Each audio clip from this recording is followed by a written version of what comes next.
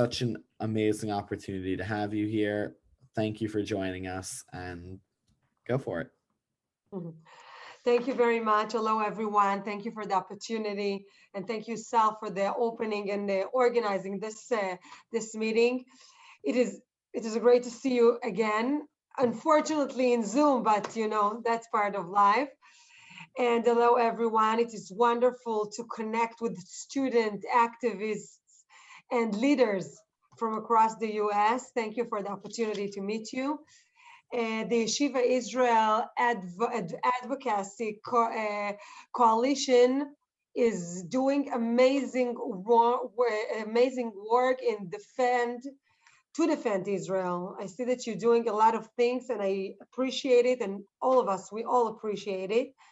And it is inspiring to see a student network started and led by students, and how you're doing it. It's a lot appreciated. All of you represent not just the future, but the current leaders of your communities and the Jewish people. And your efforts to defend Israel, respond to anti-Semitism, create programs and training and building bridges between young Jewish students across the US is inspiring. Really, it's inspiring. It is so important that at a time like these, we come together to build a deeper understanding of each other's situation and provide support and solidarity with one another.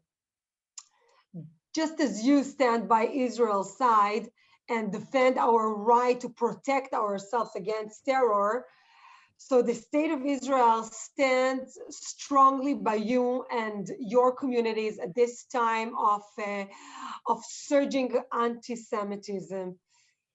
Jewish people in Israel and around the world are currently navigating an extremely challenging period following the ceasefire between Israel and the terrorist organization Hamas. In response to the rocket fire headed at our cities, the Israeli government and our security forces worked tirelessly to ensure the safety and the security of our country and citizens. In addition, internally, our cities experienced extreme violence and riots. For the first time in decades, Israelis fear to walk the streets of Yafo, Akko, Jerusalem as Jews. This horrifying situation reminds us all of dark periods in our people's history. So we are so appreciative and grateful for the love and the tireless effort of Jewish leaders such as yourself, who raised up to the occasion as proud Jews. Thank you. As you have experienced, protests against Israel have turned into dangerous demonstrations and led to a toxic atmosphere with the spike in anti-Semitic attacks globally. The ministry's anti-Semitism monitoring system found a 200% increase in online anti-Semitism during our military campaign. At the same time, there was an 80% increase of hatred towards Jews in the US. I understand how hard it is to be a proud Jew on Instagram or Twitter, let alone the streets these days. So I hope to hear from you what you are seeing online and your activists on combat hate. As I said earlier, just as the Jewish world has come together to support Israel, so too the state of Israel supports and stands in true solidarity with Jewish communities across the world, and we strengthen you as always. We are one people, we are one family. So today we will first get a security briefing from Major Ariel Ehrlich regarding the current security situation here. So thank you very much, Toda Rabba Ariel, for joining us. I then look forward to hearing from you, from all of you. I assure you that we will do everything, Be'ezrat Hashem, in our power to support you and stand by your side. So from this meeting, I intend to bring your voice and experience to the Israeli public and to the Israeli government. Toda Rabba. Please, Ariel. First thing, thank you very much, Minister Omer. It's a great honor to be here in the same conversation with you. I straighten what you said. We stand with you, completely stand with you. I'm sure it's not easy these days. We stand with you for defending Israel and for defending your own identity, and it's really moving to see. So I'll introduce myself. My name's Ariel. I heard someone mention Maimonides here. So I'm originally from Boston, but I grew up and I was raised here in Israel, near Jerusalem. Married, 2 children, live in Ra'anana. I am today the commander of the Israeli Officers Armed Corps course, with a professional course. I myself was a commander, also a company commander during a protected edge. So the Gaza Strip and the area is actually very known to me. But we came here to speak about Operation Guardian of the Walls, which actually broke almost 2 weeks ago on 10th of May, while Hamas fired 6 rockets towards the city of Jerusalem. I myself actually was in Jerusalem at the time. Very, very strange and peculiar fire in Jerusalem. Seeing everyone laying down during the march for the Jerusalem Day was very hard for me.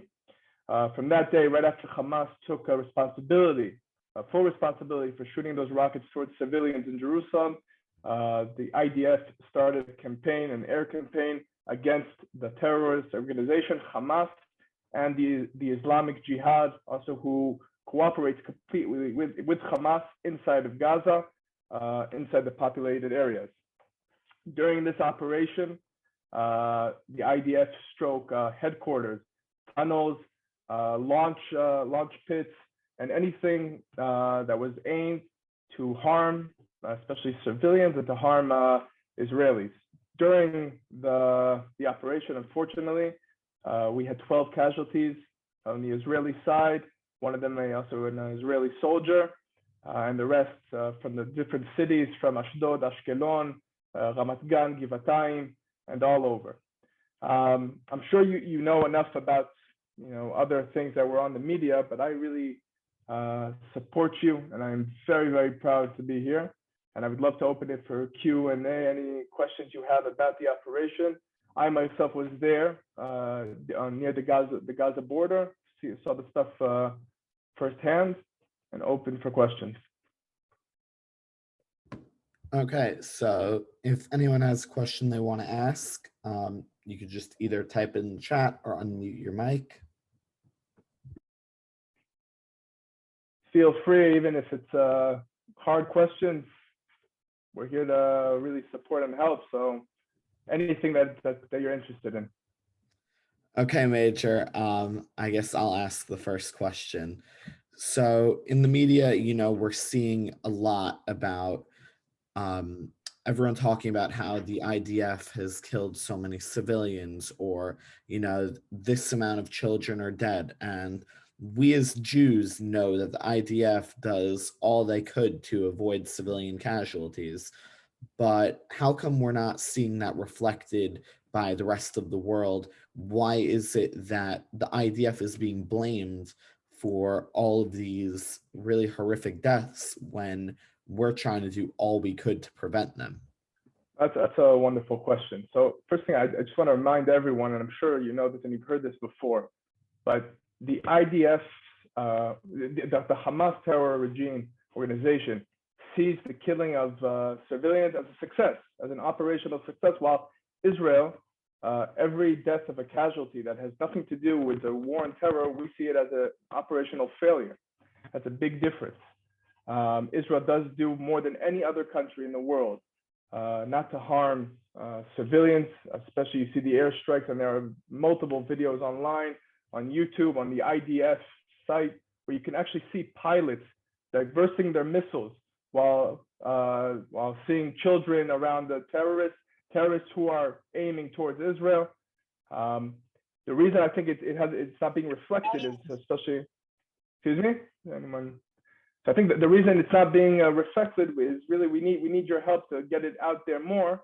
But you have to understand, every casualty on the civilian side for us is an operational failure. We do not see it as a success, as opposed to who we're fighting. Okay, yeah, it's very hard to read the numbers on both sides of the conflict. It doesn't matter whether you're Israeli or you're Palestinian. I think that when you have people dying on both sides, it's always something to kind of look out for and make sure that we're being cognizant of. So does anyone else have any other questions for the major? Yeah, I have a question too, actually. Perfect. Okay, so firstly, I was wondering what the general protocol is before like some sort of operation is carried out in terms of like civilians. I know that Israel notifies generally them and asks that civilians leave, but I was just wondering about what the general protocol normally is with regard to that. Well, that's also a very good question. Talia, right? Talia, that's a very good question. So first of all, you have to remember the Israeli army, we obey international law completely. Israel is part of the UN and many different petitions. So any operation that's taken in a civilian area has its protocols, as you said.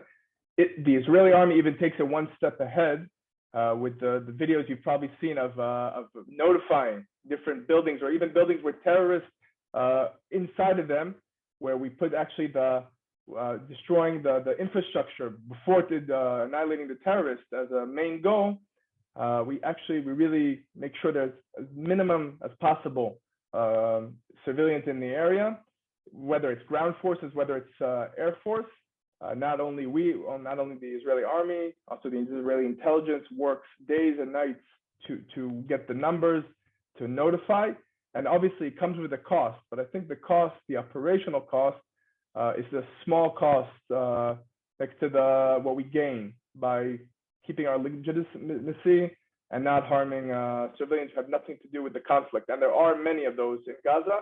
It's not their fault that the Hamas organizations, and you can watch multiple videos of rocket launching, they are all, without a doubt, they are all from populated areas.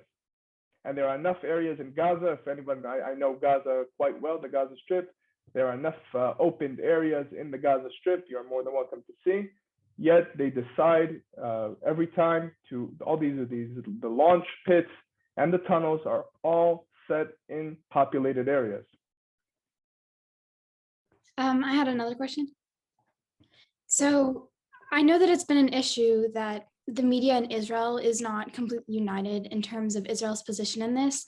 And there's been some unfortunate negative media with the way that the IDF has responded to all of these. And a lot of times what I see, especially on social media, is people taking clips from Israeli media who does not necessarily agree with the IDF, and spreading these clips saying even Israel doesn't agree with what they're doing.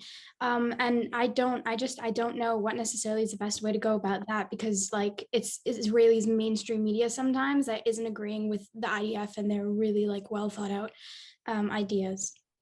I just want to tell you a short story. When I was a company commander in Protective Edge, and while I was walking home at the end of the operation in Jerusalem, one of the main sites in Jerusalem, I saw a big protest against the IDF, against the operation. And I saw a man walking up to the protesters and trying to take down their sign. So I was there with my wife, and I walked over to that man, and I said, "Please move aside." I said, I just came out of Gaza. That's exactly what I was fighting. So we're a democratic state, and I think we're very proud of that. We're proud that we have the freedom of speech. We're proud that our TV outlets, our news, Twitter, anyone could speak their mind here. Obviously, up to a state where you try to harm other people, and that's part of our challenge. I think most of the Israeli media stands behind the IDF and stands behind Israel. The fact that they criticize sometimes what we do is fine. That makes us better. It makes us more careful. But what I would advise you is really look for the source of small TV clips. I've seen those clips before. I've been a part of different operations that were filmed and only parts of them were shown.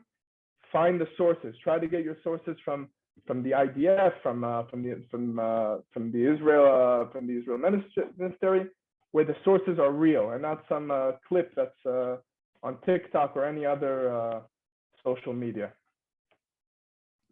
Okay, great. Thank you so much, Talia. Thank you, Major. So our next question is coming from Gabrielle Ostad. Hi, I wanted to thank you first for taking the time to speak with us. This is very insightful. So my question is, knowing that the Israeli army takes the precautions it does and sends those messages out to prevent civilian casualties, why is the number of civilian casualties what it is? And why is it, let's say, relatively, it's not a small number, right? It's 200. I wouldn't say it's a large number either, but why, if they go out of their way to do all that, what is missing on the back end that it's not like following through?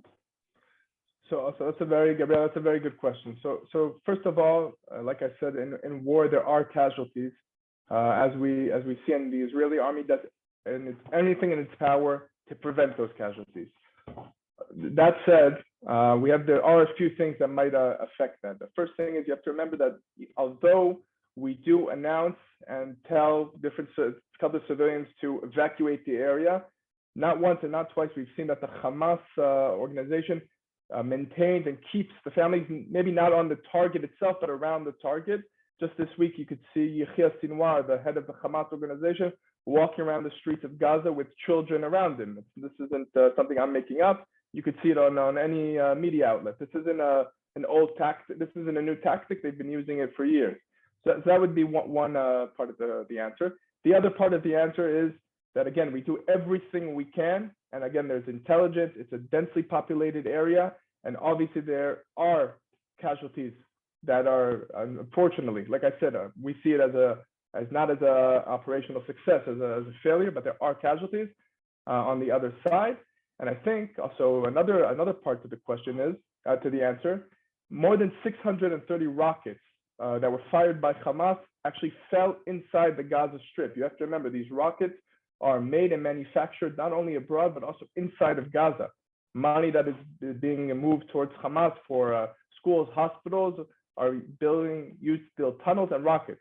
Those rockets obviously aren't manufactured in any normal factory, and not one or not twice of them, two of them fell on civilians inside of Gaza, which also brings the toll up. But obviously, the Hamas organization would not take any responsibility for that. For them, it's an Israeli strike. Thank you. Thank you, Gabby. Okay, so our last question is going to be from Kayla Hutt. Hi, thank you so much for joining us. I just have two questions. So first of all, a friend of mine had actually said to me that he wishes that the ceasefire hadn't happened so quickly. He wishes that the IDF could have taken more time in order to kind of try and wipe out Hamas as much as possible. So I just wanted to know what your opinion on that was. Do you think that the ceasefire should have taken place when it did? And do you think that more could have been done and it could have been prolonged? So I think the first part of that question is more a strategical question on a political level, but on an operational level, and Chief of Staff Aviv Kochavi also said that the operational goals of the operation were to weaken Hamas and take them back many years, and those goals were reached from the air and also from the ground in different ways. Those goals were completely reached. So actually, I think, again, I'm not on the strategic level, I'm more on the tactical level, but the operational goals were reached. Other people who say things from the side, I don't know if they say it from great knowledge, but I know what happened on the ground. Thank you. And also, just as far as the future goes, what do you see happening? Do you see another, 11-day war happening? Do you see Hamas attacking Israel a lot more, a lot less? Like what do you see happening for the future? So I want to actually start that question with I hope not. I hope we will actually see Gaza, and also the citizens of Gaza have some prosperity, and I think that's the main goal of the IDF and also the Israeli population. We know who we are. We know what we're looking for. We're looking for peace. And I think that the sad thing about this operation is, from the Gaza side, from the Hamas side, is that Gaza actually in the last 10, 14, 15 years, since Operation Protective Edge, the last 7 years, has actually improved. More hours of electricity, more water, more hospitals, more schools. And again, the decision to fire these rockets on populated areas, on the main cities of Israel, Tel Aviv, Ra'anana, Ashkelon, Ashdod, Jerusalem, is really a decision that Hamas made, and they made us act against them. And I really hope we won't see another operation. But again, if we need, and my kids were in shelters for more than a few days, if that's what we need to do, we'll do it again. But this is not something we aspire to do. Thank you. Major, thank you so much. Thank you, guys. Your answers were very insightful to all of us. So now, Wait, so if I could just say one last thing, really, we stand with you guys, and we're very proud of you. And I know it's not easy. I myself have Anglo family abroad, and we're here for you, just like you guys are here for us on regular days. And just keep on staying strong. Thank you so much, Major. Thank you very much, Major Ariel, and thank you very much, Nir. Toda. So, Minister, we actually received a question for you during that conversation. So one of our students had asked, how does the current Israeli political situation, which we all know is very complicated with more elections than we can count in the last few years, how has that affected the conflict with Hamas? Has it had any effect on what the IDF was doing or any such thing? The IDF is very professional. I'm sitting in the security cabinet, and all the decisions are professional, are very clear. We have our army that's doing his job in a very, very, very productive way, but very, very professional way. And I, as far as I sat around the table, I never saw any political thoughts on the table. Was only the thoughts of taking care of our citizen and trying to protect our citizen, while during all the time thinking how not to harm civilians in the other side. Great, thank you so much. So, Minister, I know that you wanted to hear personally from a few of our students. So the first student that I wanted to call up is Joseph Ostroff from Boston. So Joey, I'm bringing you up to the front right now. So I really wanted to thank you for taking the time to speak to us. As a teenager, it's kind of hard for me to find things to do sometimes to actually help out. And I feel like this is definitely something that is worthwhile. So thank you for coming to speak to us. Talk for 2 or 3 minutes about how I personally feel about the situation. And I think it's really disconcerting to see the rise in anti-Semitism near us, with Orthodox men being beat up in Manhattan or people trying to break into synagogues in Brooklyn. But the reality of the situation is that it's really everywhere. I live in Boston, and in the past month, I've had 2 separate incidents where people have shouted at me from cars and said really horrible things. And just last week, my classmate's sick brother, who's in 6th grade, was yelled at horrible things. He was followed by 2 men in a car. And it's horrible to think that people are doing this. And it's something that I never thought would happen to me. I've learned about anti-Semitism in history books. My parents had told me about anti-Semitism, but it's nothing that I really thought that I would have to deal with in, modern day America. But just last week, my father had a conversation with me about how he thinks that I should wear a hat in public, not wear my tzitzit out. Like it's an actual. I feel sometimes I feel scared walking the streets because you never know who's walking. Just in the town next to me, they had a giant pro-Palestinian protest, and it's very hard to be a Jew. And there are a lot of people that try to differentiate between anti-Zionism and anti-Semitism. They say free Palestine, but they also say, "Oh, I love Jews," and it's really not true. And if you're walking down the street and somebody starts yelling at you, and all they know and you're only wearing a kippah, it's not a telltale sign that you're a Zionist. It only shows that you're Jewish. So it's just a cover for anti-Semitism. And I know we were talking about this before. I think Saul mentioned it, that there's there's a lot of like misinformation floating around. And I just wanted to know what I as a teenager could do to like combat everything that I'm seeing. First of all, thank you very much for sharing. Mamash toda rabba. And I think that the most important thing for you and for us, first of all, to work in mutual conversation and to do things together, we to strengthen you and you to be in contact with us and to stay educated, to become experts in the history and current challenges facing Israel and world Jewry. And with this knowledge, try to raise your voices now within your schools, within your communities, online and offline. And one of the best ways you can support Israel and support yourself in such a situation is by supporting your communities, because we're thinking all the time about how things we're doing here affecting your communities. But if you will have the right answers and you will have conversation with us and you will know the truth, I think it will be easier. And learn how to raise your voices.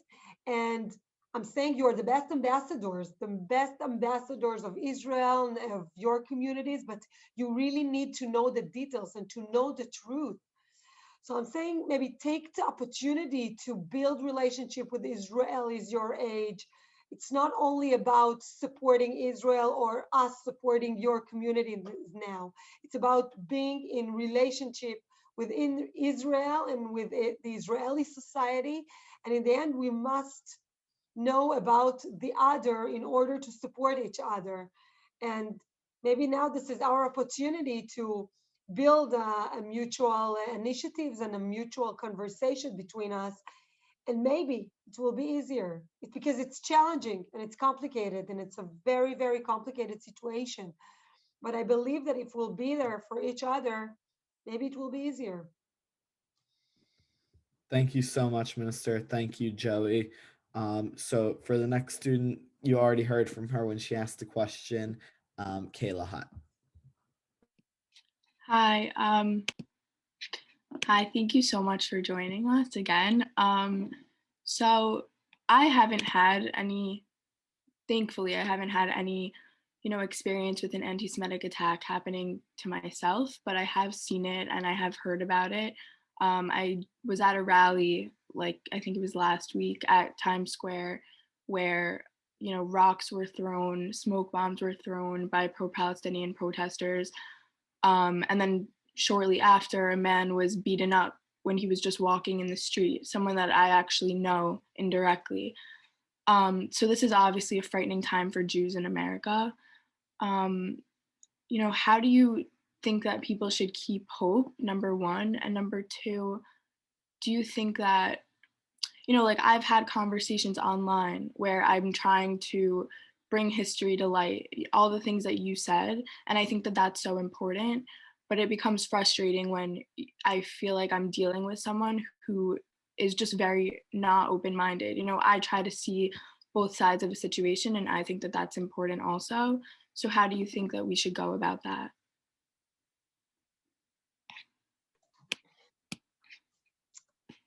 So first of all, be strong again. And I think that anti-Semitism, isn't a Jewish issue, it's a global issue.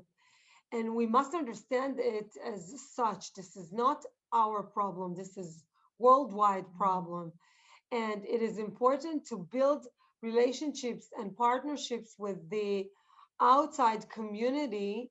Hate doesn't just impact the Jewish community. This is very important for me to explain. We can work in coalitions with other groups to combat hate on all sides. So I also see many of Israelis friends also standing up in our support, and we must reach out to our partners and friends on all sides with the message that hate is global challenge, and we must all stand up against it together. And I'm saying here in Israel, we also had a very complicated and challenging situation in our streets, in the mixed cities, in Lod, in Akko, even in Jerusalem. My personal advisor had a violent attack, and he's thinking today if to send his kids to the kindergarten or not to send them. They're really afraid to go to the streets. So I'm saying it's a global situation, and always we need to remember that anti-Semitism, it's not only Jewish issue, and we need together to bring it on the map and to speak about it in the campuses, in the schools, all over. Thank you so much, Kayla. Thank you, Minister. Okay, and for our last question, it's coming from Talia. So Talia.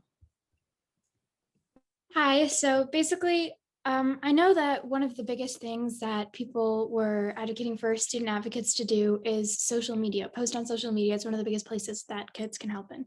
And for a long time, a lot of my friends would be reposting stories and, posting about these different things. And I said, like, just reposting it, kids are seeing this like 100 times from all their friends being posted. I didn't really think it was making such a difference.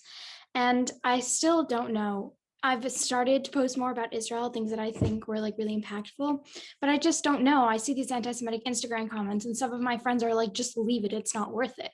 And then there's like that part where it's like, well, you can't just let them say these things.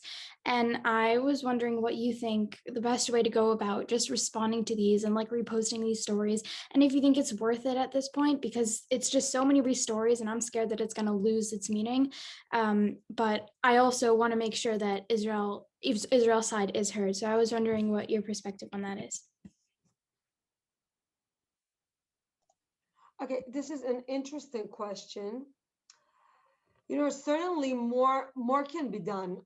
Definitely, we need to do a lot. The media is all word, and I have to tell you that here in my office we are doing so much. We are monitoring anti-Semitism in media. We're dealing with a lot, and more can be done to engage Israelis to the fight against Israel and anti-Semitism.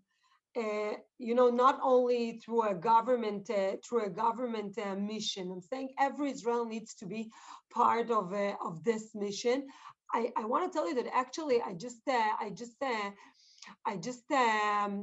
was at Israeli college campus in Herzliya, the IDC, which runs there an entire online campaign called Act IL. And they're combating hate online. That's what they're doing. They're volunteering there. It's so nice to see them. They're, I don't want to say children, they are adult in your age, but that's what they're doing in their time. And it was unbelievable to see them. But definitely Israelis could do more to be more active online against anti-Semitism. And my role in all of this is to engage. Just a second, I have here a problem with my computer. You see me? So I'm saying, yeah, it's okay. You see me? Yes. So great. So I'm saying that in the end, we want to engage Israelis on how anti-Semitism impacts their brothers and sisters around the world. We want them to know and to be part of this fight, and to also feel a need to stand up against it. And I'm telling you, this is everything is it's a process. It's a process because people here